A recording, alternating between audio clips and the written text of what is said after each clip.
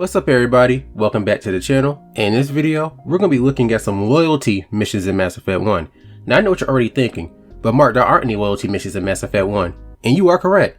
However, there were some missions in the first game that could have been seen as proto-loyalty missions. It's like the developers took these missions and used them as a baseline for the ones in Mass Effect 2. And I thought it would be a good idea to make a video on those missions.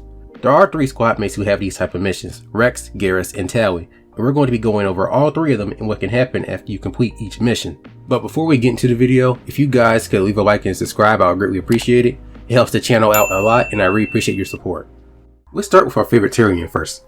Garrus' mission is about fighting this twisted doctor, Dr. Celion, or his current name, Dr. Hart. You obtain this one by talking to Garrus, and by asking him about his past with C-Sec, he'll open up to you about his experience with Celion. A few years ago, Garrus was investigating the black market on the Citadel. He had found there was an increase in the sale of body parts. Now, C-Sec wasn't sure whether it was a lab selling organs illegally, or if there was a psychopath out there dismembering people. A DNA check on recovered Tyrian liver led Garrus to Dr. Celion. However, when Garrus inspected Celion's lab, he didn't find any cloned body parts nor the machinery to grow them. However, an interrogation with one of Celion's men revealed the horrific truth. Celion was using his employees as living test tubes. He was cloning their organs, growing them inside their own bodies, then he would remove them and sell them, and give his employees a small percentage of the profits. On the other hand, if the organs failed to grow properly, Celion would leave them inside their bodies, which didn't bode well for the employees. C-Sec went to arrest Celion, but knowing that C-Sec was onto him, Celion destroyed his lab, snatched some of his employees, and fled the Citadel on his ship. Garrus wanted the Citadel Defense Forces to shoot Celion down, but C-Sec overrode his order since the ship was too close to the station and Celion escaped.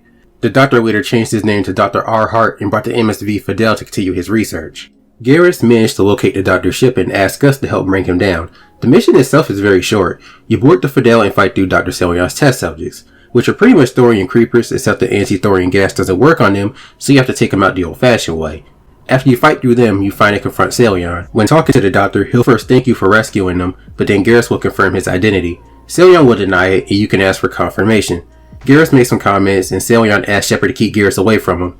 You can choose to either tell Garrus to back down or to finish the doctor off. Dr. Celion will die anyway, but how you handle this confrontation will affect Garrus' attitude in the future. This motherfucker deserved to die, I'm just gonna say that. Of action. Now it gets fun. And so he dies anyway. What was the point of that? You can't predict how people will act, Garrus, but you can control how you'll respond. In the end, that's what really matters. Yeah. I don't think I ever met anyone like you, Commander. Well, I guess we're done here. But of course, if you don't take Garrus with you on this assignment, he'll be quite annoyed that you went and took care of Celion without him. Understandable, I would be too, but overall, this is the mission where Shepard can become a mentor of sorts for him.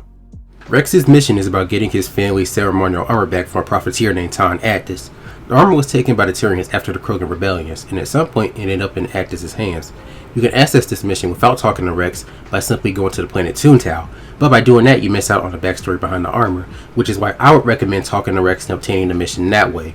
This mission is basic. You go in, you clean house, wipe the floor with Actus, and find a safe containing the armor.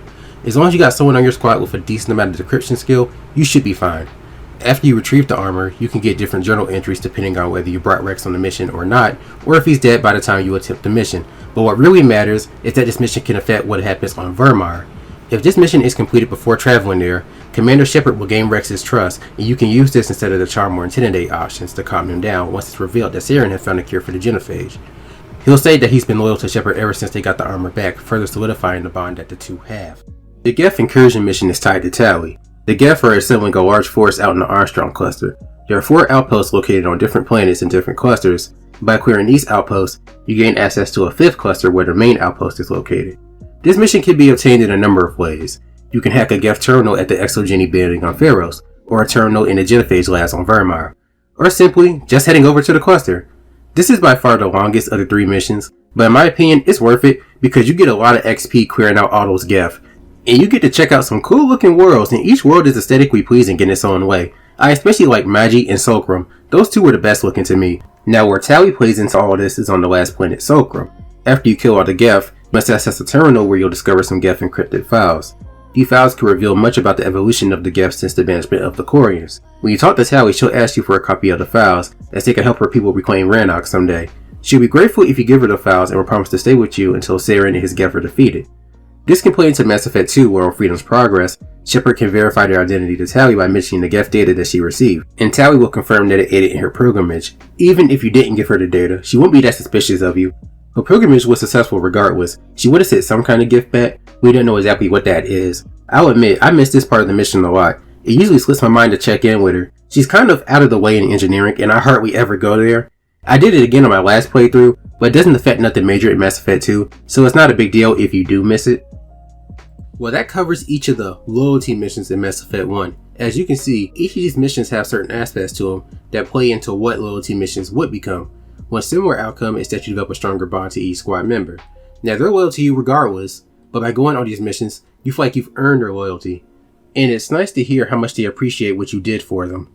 Thank you for watching, guys. Feel free to like, comment, and subscribe, and I'll see y'all in the next video. Peace. DJ Sonic 3.